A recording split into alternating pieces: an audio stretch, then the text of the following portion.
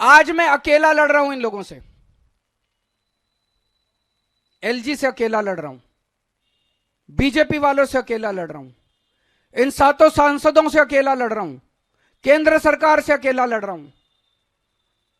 आप मेरे को बेटा मानते हो, आपने मेरे को बेटा बोला है। अगर आपने मेरे को बेटा बोला है तो अपने बेटे को अकेला तो नहीं छोड़ोगे इस तरह। आज मैं आप लोगों से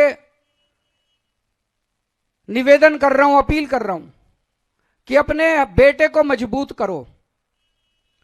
आपने मेरे को 70 में से एक बार 67 सीट दी, मेरे को मजबूत किया।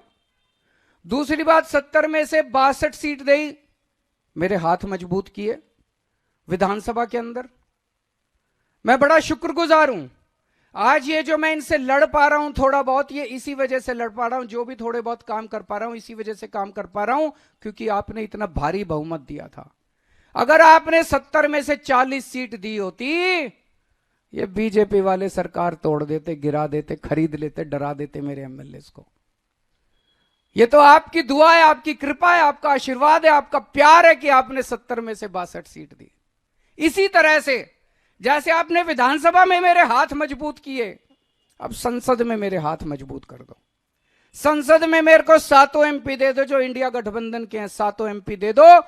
ये 7 एमपी मेरे 7 बड़े बड़े हाथ बन के काम करेंगे। अगली बार एलजी काम रोकेगा, ये 7 काम करा के लाएंगे। अगली बार अगर केंद्र सरकार काम रोकेगी, ये 7 काम रोक के काम करवा के लाएंगे। अगली बार संसद के अंदर आपके हक मारे जाएंगे, ये 7 एमपी संसद में उठ के आपकी आवाज बनेंगे। मैं आज आपसे यही मांगने के लिए आया हूं, ये 7 एमपी अगर हमारे आ गए तो आपके बेटे के हाथ मजबूत होंगे, किसी की हिम्मत नहीं होगी कि आपके काम रोक पाए।